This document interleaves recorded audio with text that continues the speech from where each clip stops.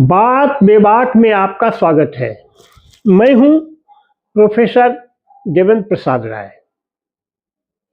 आज मैं आपसे आसाम के राजनीतिक समीकरण पर बात करने वाला हूं।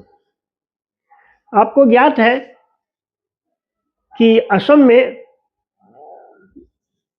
10 सालों से एनडीए की सरकार चली आ रही है। हेमंता बिस्वा शर्मा उसके नेता हैं, उसके मुख्यमंत्री हैं। अब देखना है इस बार वो हैट्रिक लगा पाते हैं या नहीं।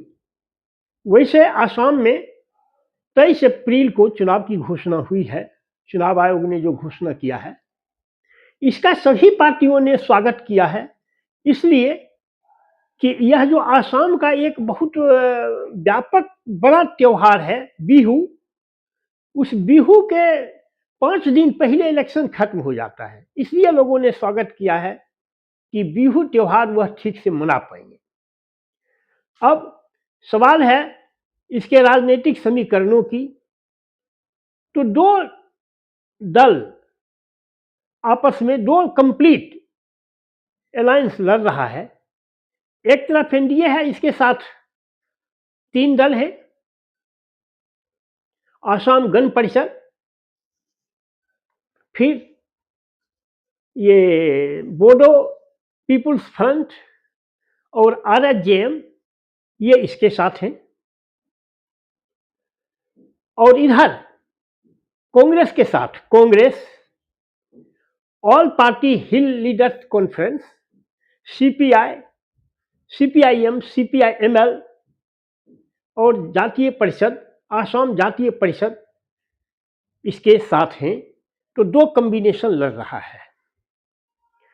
अब दोनों में कुछ कुछ डेंट है, इसकी चर्चा हम करेंगे। असम में एक चीज रहा है शुरू से ही, 1977 से ही, बिहार उत्तर प्रदेश से जाने वाले लोगों के कारण असम के लोगों को लगा कि हमारी पहचान खतरे में पड़ गई है, हमारी संस्कृति खतरे में पड़ गई है, इसलिए आंदोलन शुरू किया। उसके बाद बांग्लादेश से जो वहां घुसपैठी आए, उसने तो यहाँ के जो बिहार और यूपी से गए थे उसको भी पीछे छोड़ दिया। अब वहां 2 तरह की लड़ाई हो रही है। अब उन लोगों को लग रहा है कि बांग्लादेश से आए हुए जो लोग हैं उसके कारण हमारी सांस्कृतिक पहचान खो रही है, इसलिए उसके खिलाफ व्यापक लामबंदी हो रही है। अब इसमें आसाम से 2 तरह के लोग आए हैं, सॉरी, बांग्लादेश से 2 तरह के लोग आए हैं, हिंदू भी आए हैं, मुसलमान भी आए हैं। जो बांग्लादेश से मुसलमान आए हैं उसको मियाँ मुसलमान कहा जाता है। ये जो आप सुनते हैं मियाँ मुसलमान, इनके द्वारा यह वही मियाँ मुसलमान है जो बांग्लादेश से आए हुए हैं। अब तो उसके खिलाफ बहुत व्यापक लामबंदी है। लोग यह महसूस कर रहे हैं कि यह हमारी पहचान को मिटा रहा है, इससे हमारी सांस्कृतिक पहचान खतरे में पड़ गया है। अब इस तरह से इसलिए वहां पोलराइजेशन जो हिंदू मुस्लिम का है वह दूसरे अन्य जगहों के अलावा अन्य जगहों से अधिक ही असम में है। तो इसलिए आपको हम कहते हैं जो ये दोनों पक्ष से कुछ न कुछ डेंट हैं।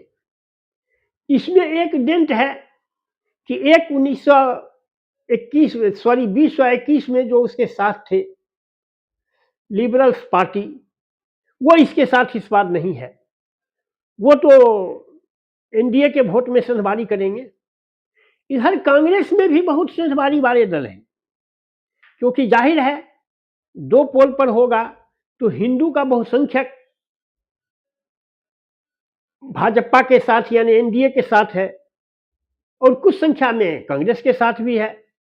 लेकिन इसमें एक अखिल गोगोई का राजौर दल जो पहले कांग्रेस में था उससे निकल गए हैं, तो वह जो सेंधमारी करेंगे, वह जो वोट बांटेंगे, तो वह कांग्रेस का ही वोट बांटेंगे, क्योंकि उनका भी आधार कांग्रेस ही है। और दूसरा सबसे बड़ा जो डेंट है कांग्रेस में और सबसे बड़ा जो ये आघात का डर है वह है AIUDF all India United democratic front led by Badruddin Ajmal. Badruddin Ajmal वहाँ मुसलमानों के जो पहले से बसे हुए जो मुसलमान हैं उसके बिल्कुल सध्यस्थ नेता है, बिल्कुल मान्य नेता है। इसलिए वह जो भी वोट काटेंगे वह कांग्रेस का ही वोट काटेंगे। तो इधर एक है, इधर दो है, जो दोनों को डेंट पहुंचा रहा है। अब इसके बीच क्या फैसला होता है यह तो 4 तारीख को पता चलेगा जब वहाँ का काउंटिंग होगा। वैसे वहाँ 126 एमएलए कंस्टिट्यूएंसी है, 126 एमएलए का चुनाव होगा।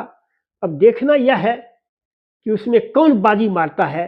इस बार हेमंता बिश्व शर्मा तीसरी बार यानी हैट्रिक मारते हैं। हेमंता बिश्व शर्मा कांग्रेस में ही पहले थे, पिछले साल उससे निकलकर ये बीजेपी में चले आए और वो वहाँ के मुख्यमंत्री हैं। तो अब यही देखना है, जब यह तो 4 तारीख को पता चलेगा। बस आज की वीडियो में इतना ही। Thank you very much.